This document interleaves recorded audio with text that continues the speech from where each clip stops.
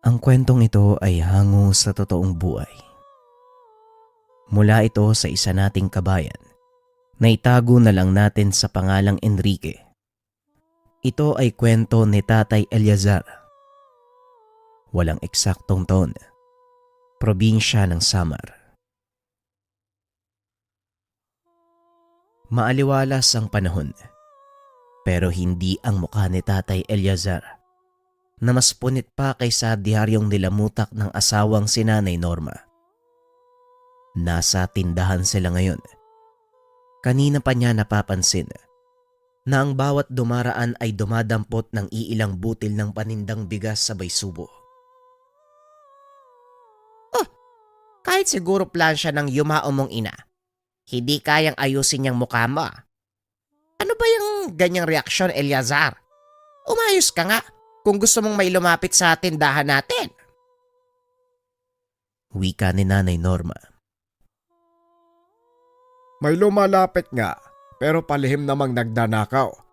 Basta-basta na lang dumadampot ng bigas sa may subo, oh. Ayun, tignan mo.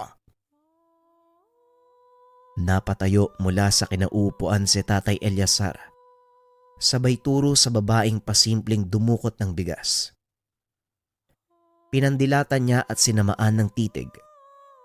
Nagulat pa ito sa lakas ng kanyang boses. Nagmamadaling lumayo ang babae dahil sa takot. Ikaw talagang matanda ka. Huwag mo nga takutin. Paano tayo makakabenta kung para kang aso na susunggab sa mamimili? Mamimili. May mamimili bang basta na lang dadakot ng hindi nagpapaalam o nagbabayad? Hindi natin hinihingi ang mga paninda dito. Malulugi tayo niyan. Alam mo ikaw, malapit na ako mainis sa'yo ha. Hindi mo ba napapansin? Naglilihi yun. Kahit kailan ang hina talaga ng kokote mo, sumasabay na sa katandaan. Aba wala akong pakialam kung naglilihi o hindi. Dinadamay nila ang paninda. Kung gusto nila ng bigas, bumili sila. Diyos mio, manahimik ka na nga lang, ang ingay-ingay mo. Maliit na bagay pinapalaki. Napabuntong hininga na lamang si Nanay Norma nang buhati ng asawa ang sako ng bigas at ipasok sa loob. Hindi niya na pinansin dahil magkakasagutan na naman sila. Baka mas mahaba pa ang sagutan kaysa sa listahan ng nabentang paninda. Nasanay na rin siya dito dahil may ugali itong mahirap intindihin. Mas nauuna ang pagkamainitin ng ulo kaysa pangunawa. Makalipas ang ilang oras, dumadagsa na rin ang mamimili sa munting pamilihan na meron lamang iilang tindahan. Hindi ito ang palengke ng bayan pero dahil malayo, ginawa na lamang ng paraan para makabili ng pangangailangan sa araw-araw nang hindi na dumarayo pa sa mismong sentro. Gulay at bigas ang pangunahing paninda ni Nanay Norma at Tatay Eleazar. Naging abala na rin ang lahat ng tendero-tendera dahil siksika na at dami ng bumibili. Araw ng linggo kaya dagsa ang mga tao. Sa kabila ng pagiging abala ng lahat, nasa sulok lamang si Tatay Eleazar. Ni hindi man lang naisip na tulungan ang asawa na kaliwat kanan kung kumilos dahil sa dami ng customer. Pagkatapos ko rito, may matanda talaga akong masasakal. Hindi man lang marunong tumulong. Kitang maraming bumibili, paupo-upo lang. Kahit anong pagpaparinig ni Nanay Norma sa asawa, wala itong pakialam. Nakaupo lang at panay ang pagmamasid sa paligid. Seryoso ang pagmumuka na parabang may napansin. Makalipas ang ilang minuto, tumayo na ito at nagsimulang maglakad. Nakisiksik sa dumadaan hanggang sa naaktuhan ang taong sinusundan. Subalit hindi naabutan dahil napansin siya. Mabilis itong kumilos upang umalis. Pagkabalik sa tindahan, sermon ng asawa ang bumungad sa kanya. Ano ba, Eleazar? Maiya ka naman. Ang laki-laki ng katawan mo, tapos Tapos wala kang balak na tumulong. Buhatin mo tong bigas. Iatid mo dun sa sasakyan ng bumili. Lakad ka ng lakad, parang may-ari ka ng buong palengke. Yung bumili ka mo ang magbuhat yan. Ay nako, alis muna ako, Norma. May mahalaga akong pupuntahan. Abat! Oy! Eliazar! Bumalik! Ay nako talaga! Hindi na pinakinggan ni Tatay Eliazar ang asawa. Nagmamadali siyang umalis upang puntahan ang nakitang lalaki. Nakaabot si Tatay Eliazar sa bakanteng lote kung saan puro kambing, kalabaw at baka ang naroon. Tahimik na kumakain ng mga damo. Kanina pa niya pinag-obserbahan ng paligid pero hindi na makita ang sinundang lalaki. Nang hindi na talaga mahanap, umuwi na lamang siya.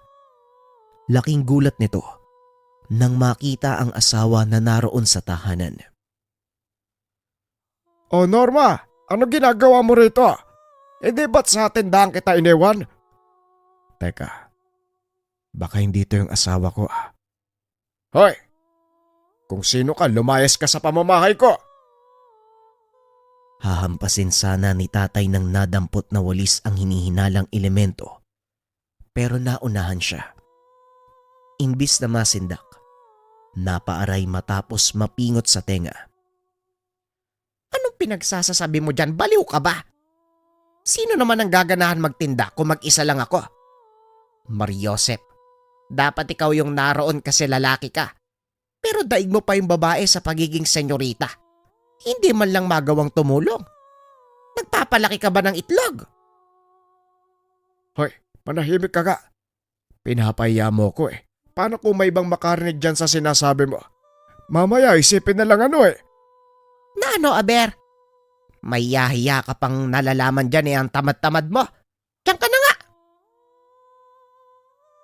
Naibaling na lamang ni Tatay Eliazar ang paningin sa ibang direksyon upang maiwasang mas mainis palalo sa asawa. Saktong dumating si Paring Kalo, ang dating kababata na nakatira sa kabilang bayan. Paring Eliazar, kumusta ka na? Matagal na tayong hindi nagkikita. Mukhang nasa maayos na kalagayan ka. Anong sekreto? Wika ni Paring Kalo. Oh, bakit ka na naman nandito? Gagalitin mo na naman ba ako? Hoy nako Kalo ah. Alam mong mainitin ang ulo ko. Kaya mas mabuti pang umalis ka na kung wala kang magandang gagawin dito. Eto naman, hindi ba biro? Seryoso talaga ako ngayon. Kailangan ko ng tulong mo eh. May umaarangkadang aswang sa amin. Alam ko meron kang tinatagong gamit dyan. Tulungan mo naman ako. Diyan tayo magaling eh. Talaga bang may aswang sa inyo, Kalo? Mamaya nagsisinungaling ka na naman para pumunta ako sa inyo tapos pagdating doon lambanog ang meron at hindi nilalang. Alam ko na yung galawan mong ganyan eh. Balak mo kong lasingin tapos uutuin mo ko. Seryoso nga kasi ako, totoo na talaga ngayon may aswang sa amin. Alam mo pare, naubos nga yung kambing ng kapitbahay namin eh. Yung mga manok, nadali din. Baka ninakaw lang. Wag ako, Kalo. Marami akong gawain dito sa bahay. Palagi akong tumutulong dito. Wala akong panahon sa kalokohan. Mas gusto ko nilalaan yung oras ko sa pagtulong sa asawa ko. Akala mo talaga hindi ko narinig yung sinabi ng asawa eh. Ano? May sinasabi ka ba? Hindi. O ito, tignan mo. Sapat na bang patunay ito para maniwala ka? Napatingin si Tatay Eliazar sa kanang hita ni Paring Kalo na merong napakahabang peklat. Nung nakaraang buwan, may nasalubong ako habang papauwi. Isang uri ng hayop pero doble yung laki. Mabuti na lang napadaan yung kapitbahay kaya natulungan ako. Nailigtas pero ito nga, may sugat na naiwan. Ano? Ayaw mo pa rin bang maniwala? Paring Eliazar, seryoso na ako ngayon. Kailangan ko ng tulong mo. Napaisip si Tatay Eliazar. Ilang beses na siyang naloko ni Paring Kalo. May aswang daw sa kanila pero pagkarating doon, Nakahilerang galon ng lambanog ang naabutan. Ang resulta na isahan, nalasing. Pero sa sitwasyon ngayon, parang totoo na ang sinasabi ng kaibigan.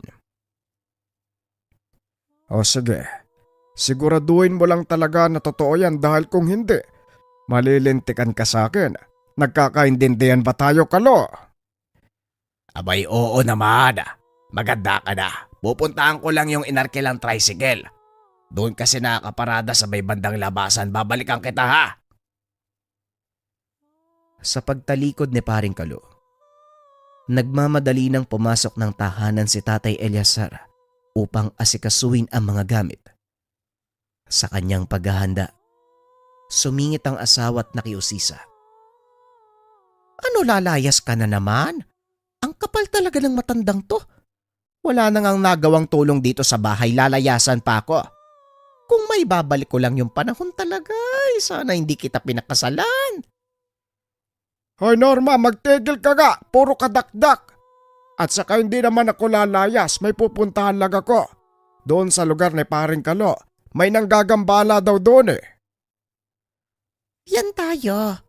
Kapag usapan ng mga kung ano-ano, ang bilis mong rumisponde. Samantalang sa paghuhugas ng pinggan, hindi mo magawa. Ilang araw na yan sa lababo, oh. Wala ka bang pakiramdam?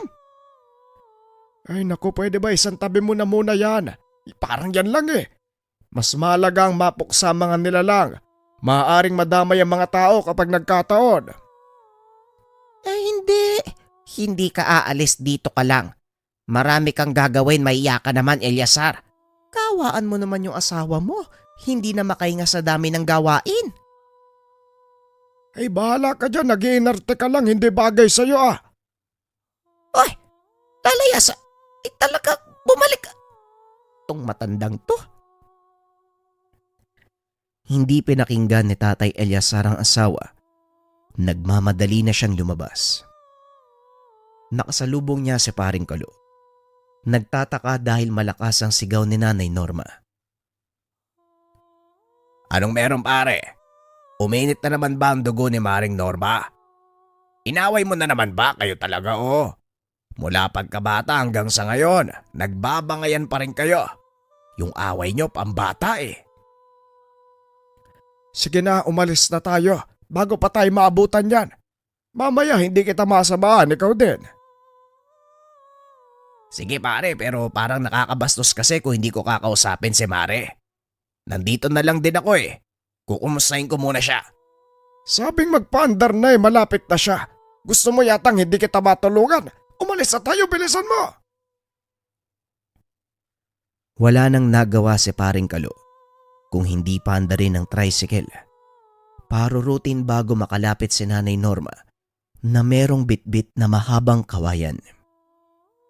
Balak itong ihampas sa asawa. Natatawa na lamang siya dahil hindi akalain na muling masasaksiyan ang tila batang pag-aaway ng dalawang matanda. Magmula pa noon, noong nagliligawan pa lamang ay palagi na itong nagbabangayan. Wala yata ang araw na lilipas na hindi sila nagpapalitan ng salita. Ngunit kahit ganun, mahal nila ang isa't isa. Kahit hindi nagkakasundo sa halos lahat ng bagay dahil sa katamaran ni Tatay Eliazar pagdating sa mga gawain. Si Nanay Norma na lang ang madalas na kumikilos. Sa kabila nito, suportado ng asawa ang pagiging antingero ni Tatay Eliazar. Paminsan pa nga ay inaalalayan siya sa tuwing may dadayo sa kanilang tahanan para magpatulong. Pero na nagsimulang uminda sa pananakit ng katawan buhat sa katandaan, ipinagpaliban na ito ni Nanay Norma. Nang mas lumala pa ang katamaran ni Tatay Eliazar, wala na talagang balak na tumulong kahit sa magaang gawain. Dito na tumutol si Nanay Norma. Pinipigilan niya ng manugis ng aswang dahil sa inis na mas aktibo pang tumulong sa iba kaysa sa kanya. Pero matigas ang asawa at ayaw makinig.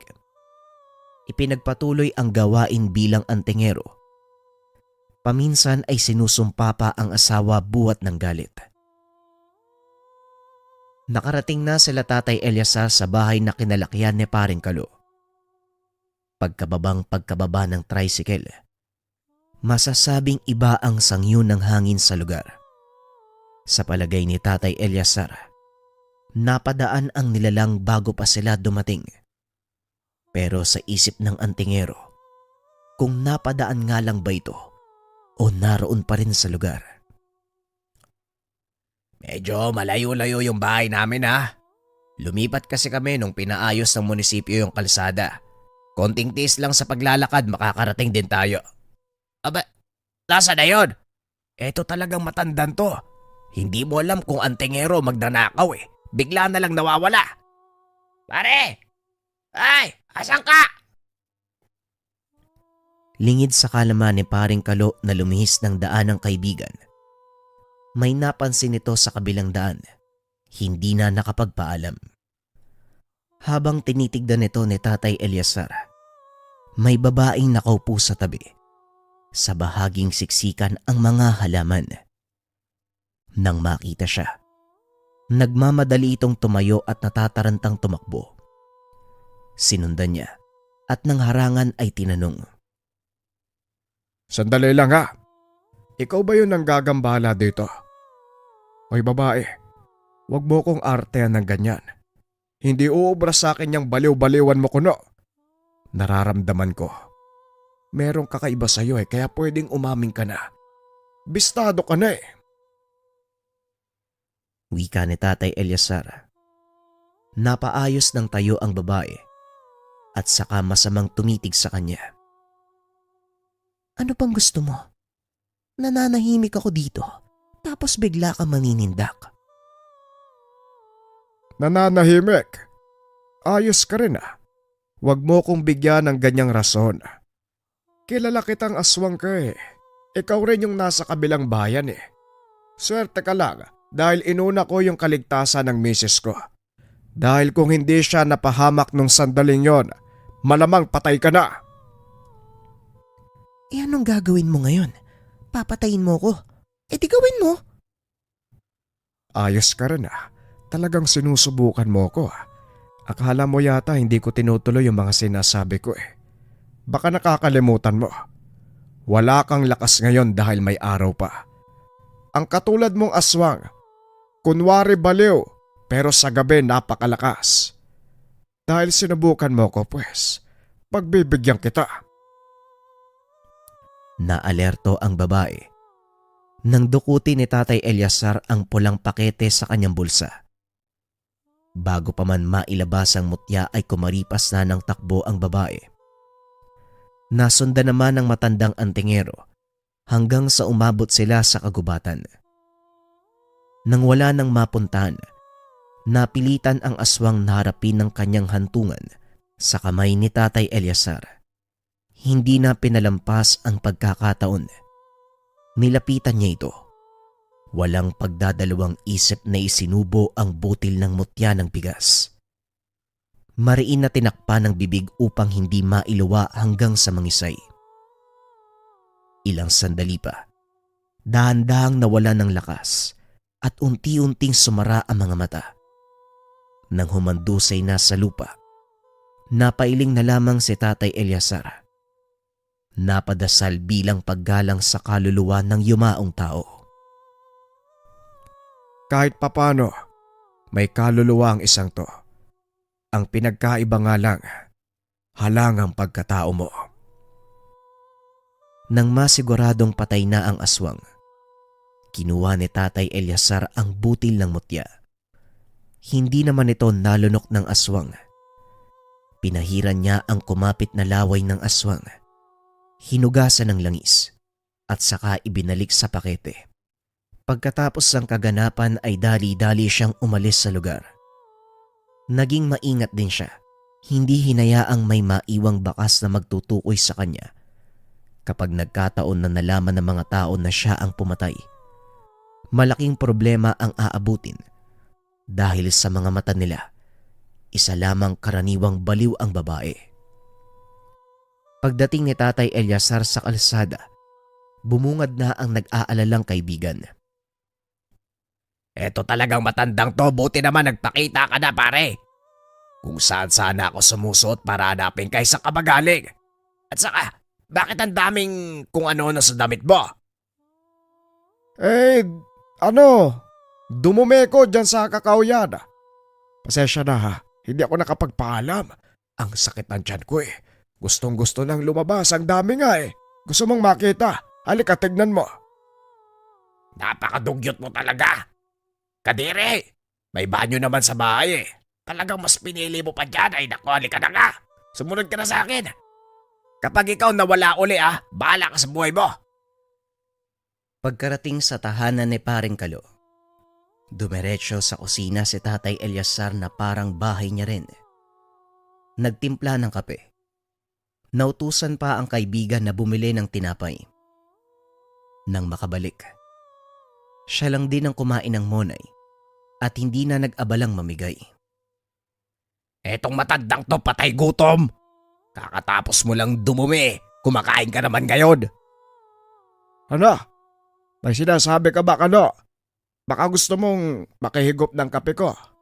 Oh, sama? Magtimpla ka.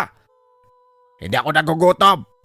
At saka pwede ba, hanapin mo na agad yung aswang para matapos na tayo ngayong araw. Ayoko nang ipagpabukas pa. Mamaya, hindi na lang hayop yung biktima nun eh. May madamay pang mga tao. May apo ko rito. Ilang taong gulang pa lamang. Kawawa naman kung madadamay. Wala na. Huli ka na. Babagal-bagal ka sa pansitan. Malamang sa ngayon, nagsisimula ng kainin ng bulate ang katawan ng aswang. Wala ka nang dapat ipag-alala. Ligtas na kayo, maging ang buong sityo. Ano? Ay, paano nangyari yon? Kakarating mo lang Kanina habang dumudumi ako, sinabay ko na yung aswang, pinatumba ko na. Ginugulo ako eh. Wala na. Tapos na. Natulala si Paring Kalo sa sinabi ni Tatay Eliazar. Hindi niya mawari kung nagbibiro lang ba ito o kung ano. Pero ramdam niya kay Tatay Eliazar. Totoo ang sinasabi nito. Kaya naman hindi na siya nagtanong uli. Nanahimik na lamang siya pero gulong-gulo ang isipan sa katanungan kung paanong napadali ang pagtugis sa aswang. Pagsapit ng hapon naganda na si Tatay Eliazar upang umalis. Babalik na siya sa tahanan. Hinatid naman ni Paring Kalo dahil may kalayuan at hindi kayang lakarin. Habang nasa daan, narinig nila ang usap-usapan tungkol sa natagpuang katawan sa kagubatan. Ay nako, kawawa talaga si Elena. Baliw na nga. Pinagkaisaan pa. Ayun, namatay tuloy. Kawawa nga eh. Tinakasan ng sariling pag-iisip. Mas kinawawa pa. Ay nako, linti talaga yung gumawa nun. Napatingin si Tatay Eliazar dahil sa sinabi ng kaibigan. Sumama ang kanyang loob. Pero hindi magawang sabihin na siya ang pinatutungkulan dahil baka mabuking. Minabuti niyang manahimik na lang kaysa madulas kapag nagsalita pa. Makalipas ang ilang sandali ay nakarating na din sila. Pagkababa ng tricycle, sumalubong kagad si Nanay Norma at pinaghampas siya. Ikaw, naisipan mo pa talaga bumalik. Sana hindi na lang. Ang kapal mong matanda ka. Pagkatapos mo ko layasan, babalik ka. Aba, wala na talagang ikakapal yung mukha mo. Hoy, ano ka ba, Norma? Papatayin mo ba ako? Ang lakas ng hampas nito, parang bakal yung kamay mo Akalo, tulungan mo nga ako. Ilayo mo yung demonyitang yan. Pari Eliazar, diyan ka na Hindi kita matutulungan. Away mag-asawa yan Bawal ako manghimasok. Nagmamadaling lumayo si Paring Kalo upang mabigyan ng oras ang mag-asawa. Nahihiya siyang manatili dahil pinagtitinginan ng mga kapitbahay at dumaraan ang dalawa. Tignan mo, hindi ka nagsibak ng kahoy. Ako ang gumawa at nasugatan ako. Kasalanan mo to Ang tamad-tamad mo. Eh ganyan tayo kapag nagkakamali ka, ako ang sinisisi mo. Kasalanan mo naman talaga eh. Kung gumawa ka ng gawaing bahay, hindi sana ako gagawa niyan. Ayan tuloy nagkasugat ako. Ang sabihin mo, hindi ka nag-iisip ng maayos. Imbis na kahoy yung tagain, yung kamay mo. Itong matandang to. Ayos ka. Sige tumakbo ka. Hahabulin kita ng itak. Santissima, sinasapian na talaga ng demonyo to. Kumaripas ng takbo si Tatay Eliazar bago pa maabutan ng asawa na hindi niya inaasahang hahabulin siya ng itak. Sa tanang buhay niya ngayon palang natakot ng husto. Maging ang mga kapitbahay ay kinabahan na sa kanila. Naging normal na sana ang bangayan, pero mukhang napasobra ngayon na ikinagulat ng lahat. Ano? Hindi ka ba bababa dyan? Sinasagad mo ko, Eliazar. Kung may babalik ko talaga yung panahon, sana noon pa. Tinispatcha na kitang matanda ka. Ako rin naman Kung may babalik ko lang sanang panahon, kapatid mo na lang sana'y naligawan ko. Ewan ko ba kung bakit ikaw may lahi kang demonyo. Ngayon pa talaga lumabas yung ugaling yan. Sana noon pa para naiwasan ko na. Wika ni Tatay Eliazar habang nakatingin sa baba. Nasa kalagitnaan siya ngayon ng puno ng niyog. Umakyat na lamang dahil hindi na kaya pang tumakbo.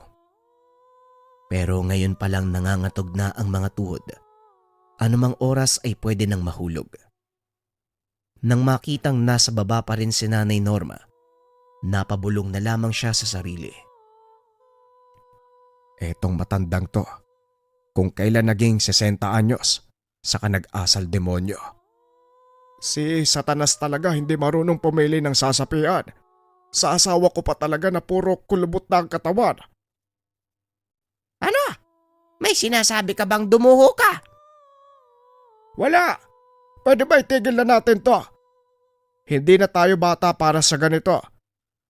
Hindi ka ba nahihiya sa mga kapitbahay natin? Pinagtatawanan tayo dahil dyan sa ugali mo. Napapagod na ako dito. Kapag ako nahulog, mamamatay ako. Magmumulto ako, hindi kita titigilan. Sige ka. Di gawin mo. Sinong tinakot mo, Aber? Ngayon ngang buhay ka para ka ng multo Huwag kang uuwi sa bahay ha. Sinasabi ko talaga sa'yo. Nakahinga si Tatay Eliazar. Tumigil na mismo ang asawa. Akala pa niya hindi na siya makakababa mula sa pagkakalambitin sa puno ng nyog. Napasalampak sa lupa dahil sa matinding pangatog ng mga tuhod, pawisan at kabadong-kabado. Sus Mariosep tong asawa ko. Asawa ko ba siya o ibang tao na? Hindi ko na yata kilala yun Mamamatay ako nito nang wala sa oras. Pinalipas muna ni Tatay Eliazar ang ilang sandali. Nang sumapit ang gabi, binalak niya nang umuwi upang makapagpahinga. Pero nang nasa bakuran na siya, bigla siyang tinabla ng takot. Nakita niya ang asawa na abala sa gawaing kusina. Dinig na dinig pa ang mga sinasabi nito. Naiya na tuloy siyang pumasok kaya naupo na lamang sa labas. Habang nasa ganong sitwasyon, biglang dumating ang kapitbahay na si Mang Jojo. May kasamang mag-asawa na hindi pamilyar sa kanya. Magandang gabi sa inyo, Tatay Eliazar.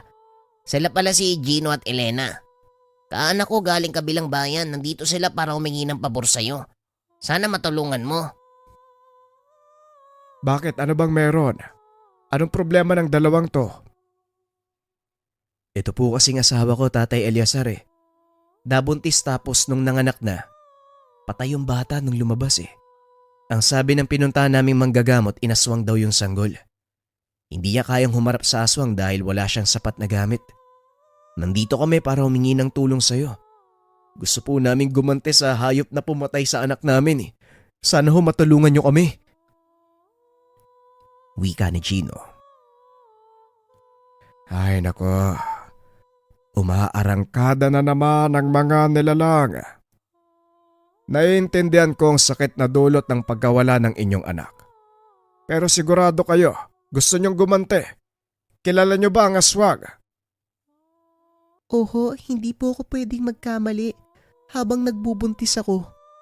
Yung kaibigan po ng yumao kong nanay, yung palagi kong kasama, dumadalaw siya sa bahay. Akala ko bisita lang pero may masamang pakay pala. Wika ni Elena. Paano ka naman nakakasiguro, iha? Masama ang magbintang ng walang sapat na patunay. Magkakasala lang tayo kung hinala ang pagbabatayan. May usap-usapan na po dati na aswang siya eh. Hindi ko lang masyadong napagtuunan ng pansin dahil bata pa ako noon. Hindi ko po alam yung mga ganitong bagay eh. Pero sigurado po talaga ako siya yung aswang. Sa tuwing pumupunta siya sa bahay, ako kagad yung hinahanap niya. Tapos palaging hinahawakan yung tiyan ko eh. Palagi nagtatanong ng tungkol sa bata, kung nung ipapangalan ko. Kay nahinala naman po talaga, hindi ba? Ay nako, titignan muna natin, o siya. Umuwi na muna kayo dahil bukas na bukas. Magpapasama ako kay paring Jojo sa tahanan nyo. Obserbahan muna natin yung pinaghihinalaan yung aswang. Kapag sigurado na tayo, saka natin paparusahan, ayos ba yon? Gabi na kasi galing pa ako sa mahabang lakad eh. Hindi pa ako nakakapagpahinga. Sige po, wala pong problema, Manong. Aantayin ka po namin ha. Maraming salamat po sa inyo. Sige na, umuwi na kayo. Ihatid mo na lang paring Jojo ha, gabi na baka mapano yan sa daan. Nang umalis ang tatlong bisita, hindi maiwasang makaramdam ng lungkot ni Tatay Eliazar. Palaging nangingibabaw ang kanyang emosyon pagdating sa mga bata na nabibiktima ng aswang. Minsan na siyang nawala ng anak, kaya naiintindihan niya ang mag-asawa. Ang galing mo rin ano? Kapag ibang tao ang bilis mong tumulong, kapag may aswang natutugisin, alisto ka. Tapos dito hindi ka naaawa sa akin. Hindi ka marunong tumulong sa mga gawain. Halos mapatalon sa gulat si Tatay Eliazar. Biglang nagsalita ang asawa. Hindi niya namalayan ang paglabas at paglapit nito sa kanya. Nakatikim pa siya ng hampas ng sandok. Norma, masakit yan ha. Alam mo bang nakakabaliw ang paghampas ng sandok? Tumigil ka na. Eh di mabaliw ka. Wala akong pake. Hindi nito tinigilan ang paghampas kay Tatay Eliazar. At ang huli, nakahanap ng pagkakataong makatakas ang matanda. Nagmamadaling pumasok ng bahay at pinagsarahan ng asawa. Buksan mo to, Eliazar. Kapag ako nakapasok, talagang malalagot ka.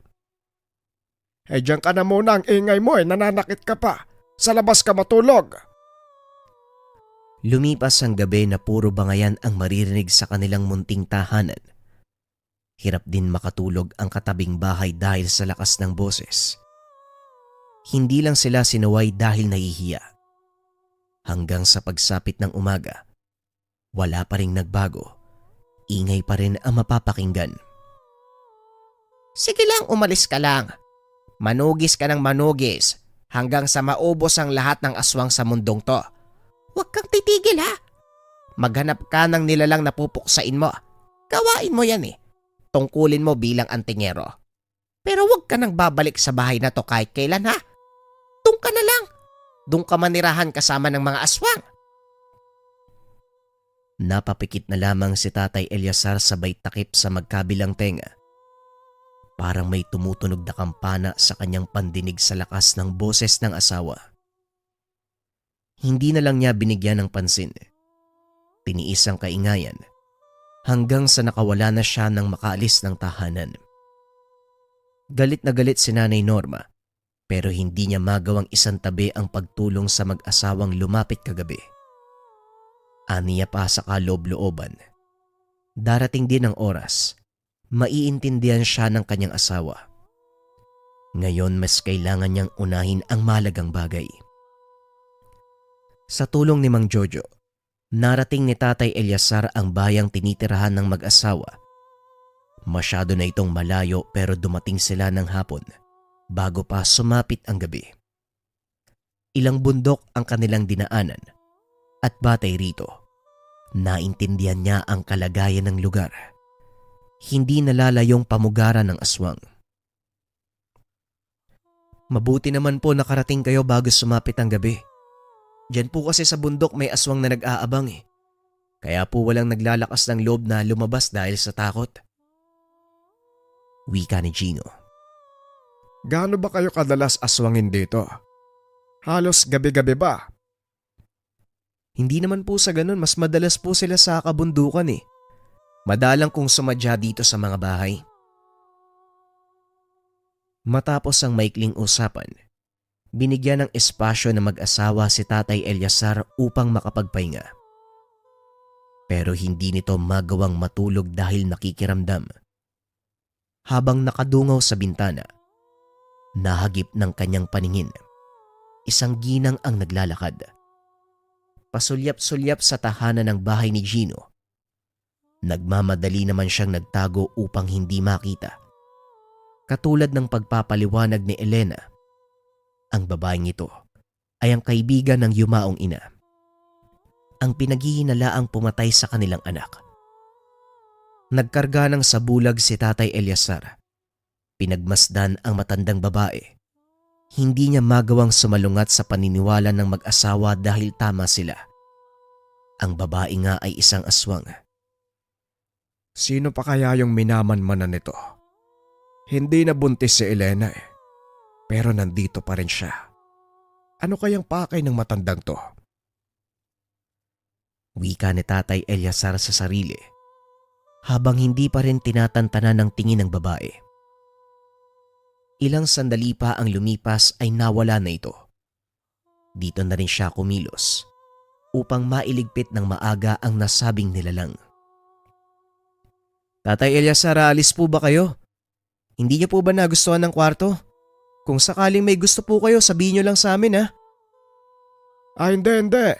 Ayos lang ang kwarto. Pero hayaan niyo muna ako ha. May pupuntahan lang ako. Mag-ikot-ikot. Sandali lang to. Gabi na ho ah. Masyado pong delikado sa labas. Huwag niyo akong alalahanin. Gino, dito ka lang sa bahay ha. Bantayan mo si Elena. Kapag may napansin kayong masamang amoy, yung kakaiba, yung hindi pangkaraniwan, isaboy niyo tong langis. Itataboy nito ang nilalang na umaaligid sa inyo. At saka akin na yung bote ng lambanog. Mas magandang may iniinom habang naglalakad. Teka, sandali lang po ah. Nasa panganib po ba kami uli? Hindi natin sigurado, pero mas mabuti nang maging handa at alisto. Tandaan niyo ang sinabi ko. Mag-ingat kayo rito. Huwag na huwag niyong pagbubuksan ng pintuan ng kahit sino. Maliban sa akin, maliwanag ba? Wika ni Tatay Eliazar. Tumango at naintindihan ng mag-asawa ang kanyang bilin. Nagmamadali na siyang lumabas upang masundan ng babae. Nakita niya ito sa daanan. Nagkatinginan pa sila ng ilang segundo hanggang sa nakilala nito kung sino nga ba siya. Kaagad hinabol ni Tatay Eliazar nang tumakbo ang matandang babae. Umabot pa sila sa kabundukan kung saan naroon ang ibang kalahi ng matandang babae. Dahil malakas ang tangan niyang mutya, sila ang nagkusang umatras. Lumagok pa ng alak si Tatay Eliazar habang tinitignan ang mga nilalang. Yun naman pala eh. Marunong pala kayong makiramdam. Magkusa kayong umalis para hindi na ako mag-aksaya ng oras sa pakikipaglaban sa inyo. Akala ko kung sinong matigas eh. Ayos tong alak na to ah. Masarap ang lasa. Wika ni Tatay Eliazar. Nag-alisan ang mga nilalang na nag-aabang sa kabundukan.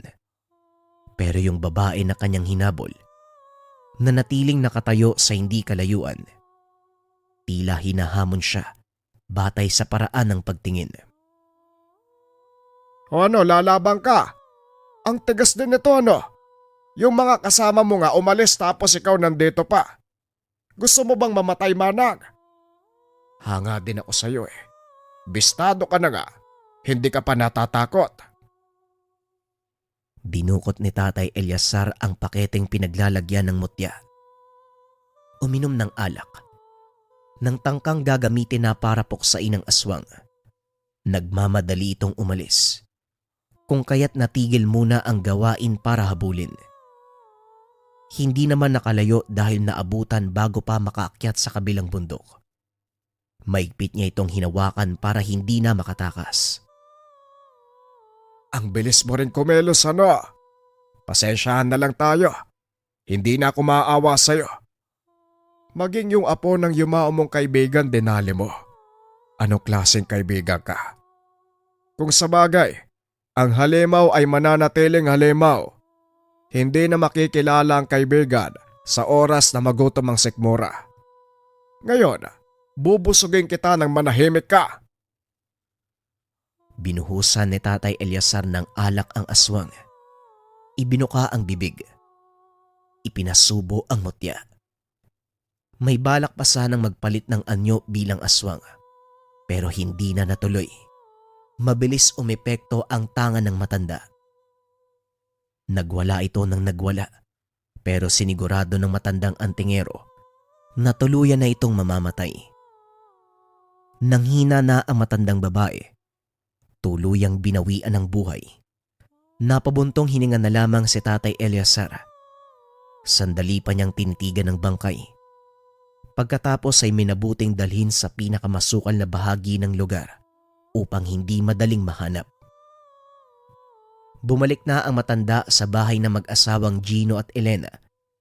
Tinignan niya ang dalawa. Wala namang nangyaring masama habang sila lang ang naiwan. Nag-alala ang mga ito, pero sinabihan niyang magpahinga na at bukas na ibabalita ang tungkol sa aswang na kanyang pinuksa. Habang nasa higaan, hindi mapakali si Tatay Eliazar. Ganito ang kanyang sitwasyon sa tuwing makakapatay ng aswang. Alam niyang tama ang ginawa dahil nararapat lamang iyon sa nilalang na walang ibang alam kung hindi ang sindakin at biktimahin ng mga tao. Pero may parte din sa kanya na nanghihinayang sa buhay ng mga ito. Minsan na rin siyang napapatanong kung bakit may ganong klaseng nilalang sa mundo. Bakit kailangan pang may masaktang tao at may mamatay na nilalang? Bakit hindi na lang magsama ng walang nasasaktan? Naging mas malalim pa ang pag-iisip niya hanggang sa hindi na malayan. Sumikat na ang araw. Kung hindi nahawi ang kurtina ng bintana, hindi mapapansing umaga na pala. Bumangon na lamang siya at lumabas. Sakto namang gising na ang mag-asawa at upang walang masayang na oras, ipinagtapat niya ang totoong nangyari sa nagdaang gabi. Tama kayo. Ang babaeng kaibigan ng yumaon yung ina ang aswang. Nakaengkwentro ko kagabi. Wala na siya. Huwag na kayo mag-alala. Dahil magmula ngayon wala nang manggagambala sa inyo. Iiwanan ko rin kayo ng pangontra para kahit papano may proteksyon sa inyong tahanan. Hindi na rin ako magtatagal. Kailangan kong umuwi. Pagkatapos mag-agahan, nagpaalam na si Tatay Eliazar. Sinigurado niyang mapanatag ang kalooban ng mag-asawa bago siya umalis. Ilang sandali rin siyang nagmasid sa kabundukan. Malakas ang enerhiya ng mga aswang doon at upang mabawasan, nagbaon siya ng isang butil ng mutya sa mismong bundok. Sinabayan niya rin ng maiksing orasyon. Nang matapos ay nagpatuloy na sa paglalakbay. Pagkauwi sa tahanan, hindi pa nga nakakaupo ay binulabog na ng ingay mula sa nagtataasang boses ng asawa. Kakagaling lang nito mula sa tindahan. May dalang mga gulay na walang pakundangang ibinato sa kanya. Ay sa wakas, nakauwi na ang magaling kong asawa. Sino nagsabing bumalik ka pa dito? Ang linaw-linaw ng pagkasabi ko. Doon ka na tumira kasama ng mga aswang dahil dyan ka naman alista. Norma, ano ba? Magtigil ka nga. Hindi ka na nahiya sa mga kapitbahay. Malapit na tayong palayasin ng mga yan dahil sa kaingayan mo. Itiko mo nga yung bunganga mo kahit ngayon lang pakiusap. Huwag mong dahilan ng ibang tao, umalis ka, lumayas ka. Wala kang parte sa buhay ko. Doon ka tumuloy sa mga tinutugis mong aswang. Magsama kayo, total magkamukha na kayo. Sigurado ka papalayasin mo ko. Ikaw rin. Meron pa naman akong dalang pera. Ibibigay ko sana sa'yo. Inilabas ni Tatay Eliazar ang perang natanggap mula kay Gina at Elena. Hindi napansin ng matanda. Inilagay ito sa kanyang bag. Ayaw niyang tanggapin ang pera. Ngunit nang tignan ang laman ng bag, pasikreto itong inilagay ng mag-asawa. Anong akala mo sa akin? Mukhang pera? Akala niya madadala si Nanay Norma. Hindi pala. Mas lalo itong nagalit. Napilitan siyang lumabas ng tahanan. Sa bakuran na lamang nagpalipas ng oras. Ilang sandali pa lumabas ng bahay ang kanyang asawa at hindi siya pinansin. Kinabahan ito dahil may bitbit na itak. Dumiretso sa likod. Nagsimulang magsibak ng kahoy. Nung una hindi kumibo si Tatay Eliazar. Pero dahil sunod-sunod na ang ingay ng pagsibak, hindi niya na napigilan ang sarili. Lumapit siya at pinagmasdan ng asawa. Dito niya napansin. Bahagyang pumapayat ito. Pagod ang mga mata. Parang pinipilit na lamang na kumilos. Napabuntong hininga siya at saka kinuha ang itak. Ako na. Baka masugatan ka pa dyan, oh. Pumasok ka na nga sa loob. Ihatid ko na lang mamaya yung mga sinibak na kahoy. Hindi na. Ako na, kaya kong gawin to. Ayokong umasa sa'yo. Punong-puno ng katamaran niyang pagkatao mo. Ano ka ba, Norma? Ako na dito. Gawain to ng lalaki kaya sumunod ka na lang sa akin. Pumasok ka na, huwag ka nang makulit. Aba, tignan mo nga naman kung sino nagsasalita.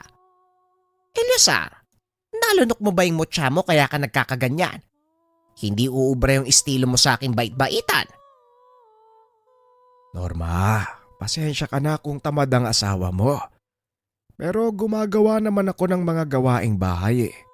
Hindi nga lang nagagawa kagad pero tinatapos ko naman. Ano pa bang gusto mo? Mabuti naman at naitanong mo yan. Ang gusto ko lang naman, huwag mong iparamdam na mas mahalaga yung tungkulin mo bilang antingero kaysa sa asawa mo. Parang palagi na lang ako nauhuli. Parang mag-isa lang ako sa buhay na to. Hindi na kita maramdaman, parang ang layo-layo mo na. Masyado kang nakatutok sa panunugis ng iba't ibang nilalang. Nakakalimutan mo yung responsibilidad bilang asawa. Ayos lang sana kung unti-unti mo nang ititigil. Nag-aalala ko sa'yo. Tumatanda ka na. Nagkakasakit ka na din. Wika ni Nanay Norma. Tinalikuran siya nito matapos magsalita. Ramdam niya ang pag-aalala ng asawa. Abay, yun lang pala ang kinakagalit ng gurang na to. Gusto lang pala ng lambing. Pero nga no, ngayon ko lang din napansin. Masyado ngang nakatuon ang isipan ko sa pagtugis ng mga aswang. Nakakalimutan ko ng alagaan yung asawa ko. Ay naku naman talaga, oo. Pagsapit ng 7:00 ng gabi, nasa labas pa rin si Tatay Eliazar. Hindi sila nagkausap ni Nanay Norma.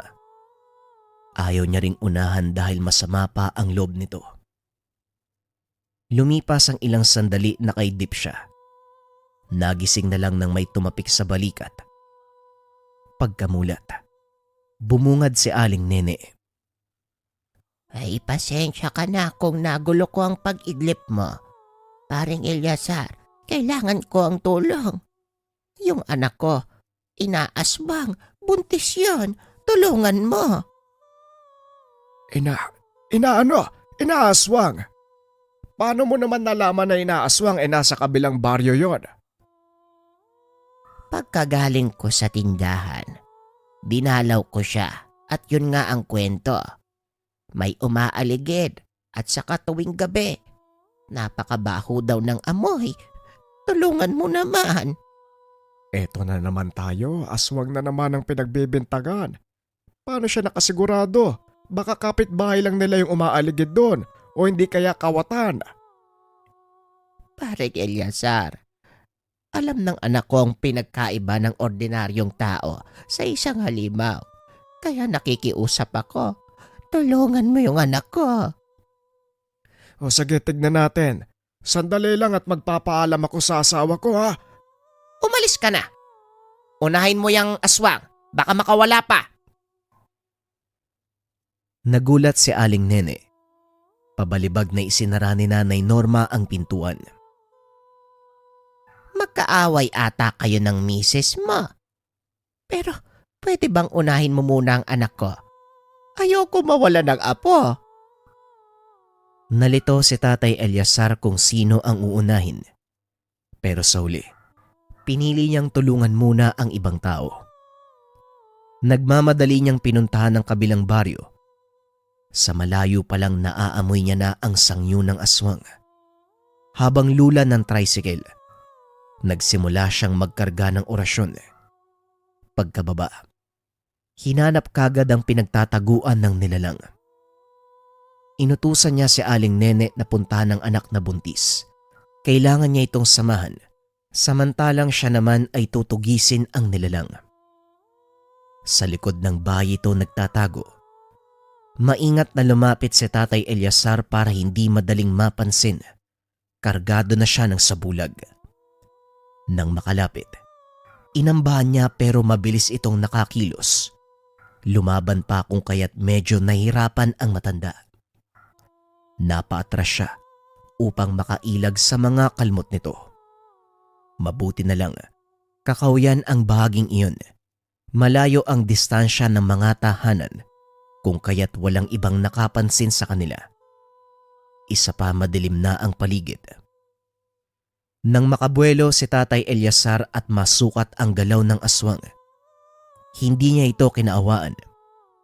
Mabuti na lang, nagawa niyang damputin ng itak. Matapos mataga ang nilalang ng paulit-ulit, isiningit niya ang butil ng mutya. Ibinaon sa sugat nito sa dibdib. Umangil ng napakalakas ang aswang at upang matahimik, binusalan nito ng matanda. Dito na nangisay ng todo ang nilalang. Makalipas ang ilang minuto hindi na nakagalaw. Tuluyang binawian ng buhay. Umalis siya kaagad para matignan ang kalagayan nila Aling Nene. Pagdating sa bahay, naabutan niya ang dalawa. Dahan-dahang lumalabas dahil manganganak na ang anak. Tulong, paring Eleazar. Manganganak na ang anak ko. Doon tayo sa bahay ni Maring Silta. Lumakad sila papunta sa kabilang sityo para mapuntahan ang tahanan ng komadrona. Inasikaso na ang panganak. Hindi magawang umalis ni Tatay Eleazar. Nangangamba siya na baka may pumuslit na aswang at madali ang sanggol. Naghintay siya hanggang sa lumipas ang ilang sandali at nailabas na ang bata. Naging maayos naman. Wala na ring banta ng panganib. Nang masiguradong ligtas ang lahat ay nagpaalam na siya. Pasado 1:00 ng madaling araw nang makauwi si Tatay Eleazar. Tahimik na ang paligid ng tahanan.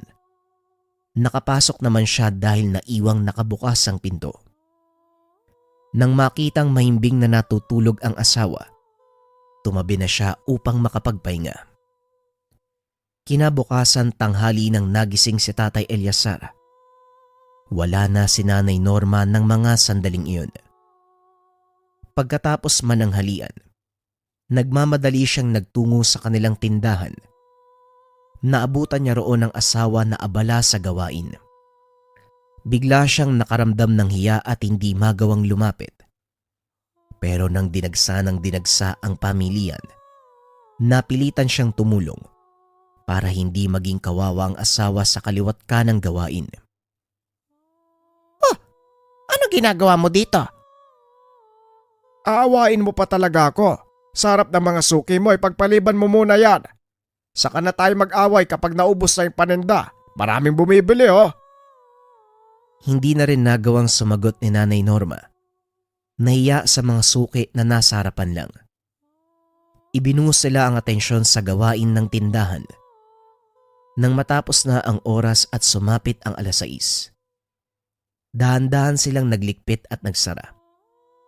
Pag-uwi ng tahanan, tila hindi magkakilala ang dalawa. Malayo ang distansya sa bawat isa.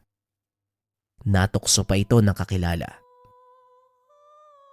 Paring Eleazar, naghiwalay ba kayo? Yung asawa mo, ang layo-layo niyo sa isa't isa. Kung kailan naging matanda, saka naisipang maghiwalay. Lambingin mo kasi pare. Yakapin mo, halikan, para hindi man lamig sa'yo.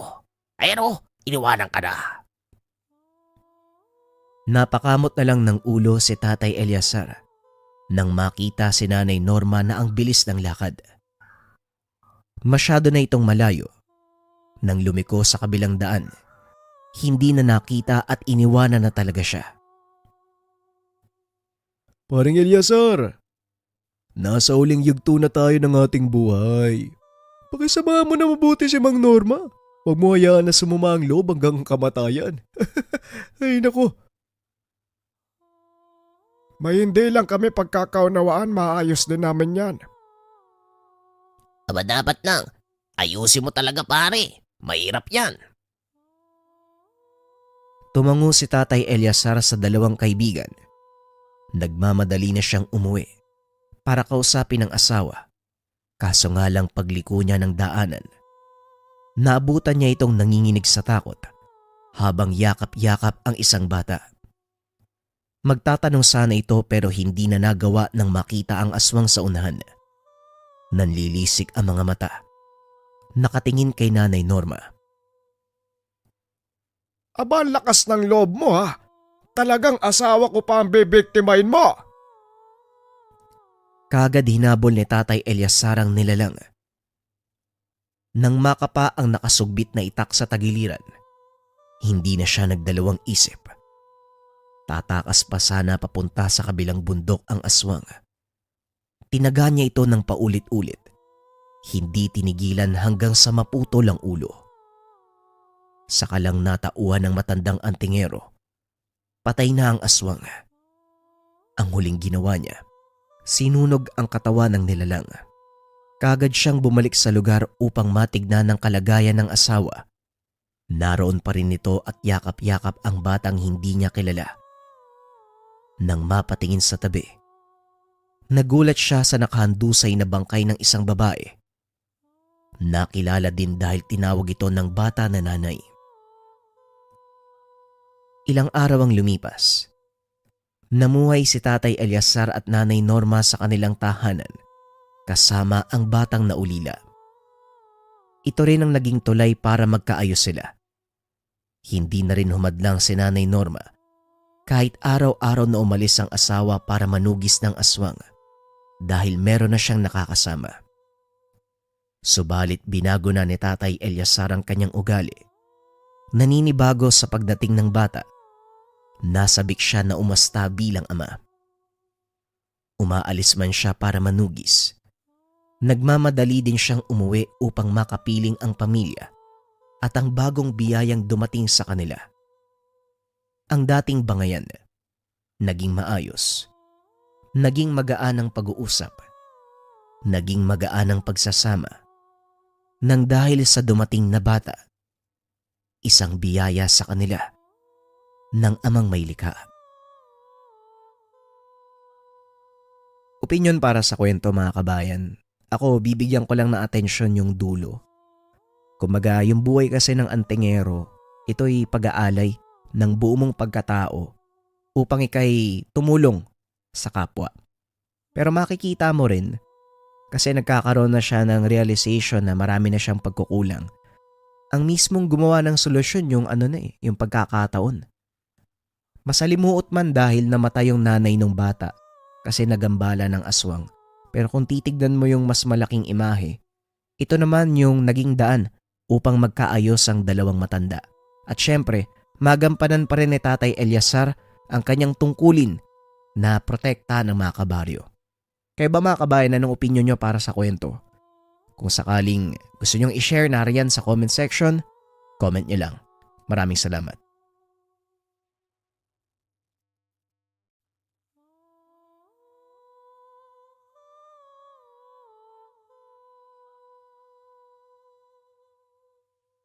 Mahilig ka bang mag-travel o palagi kang wala sa bahay? Pero natatakot ka sa lason, kulam, barang o gayuma?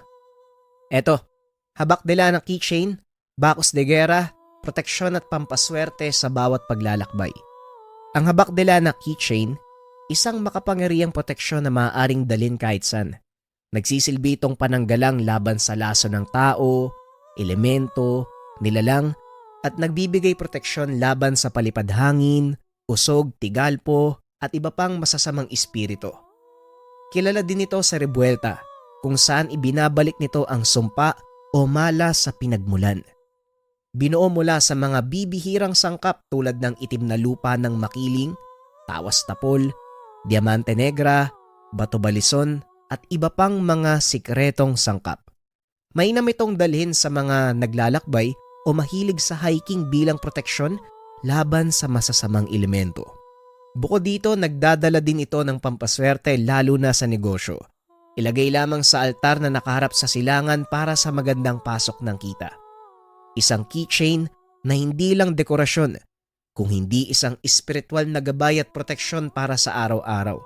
Kung ikaw yung tipo ng tao na madalas wala sa bahay, palagi naglalakbay, mahilig mag-travel, bagay sa'yo ang habak de lana. Subukan mo.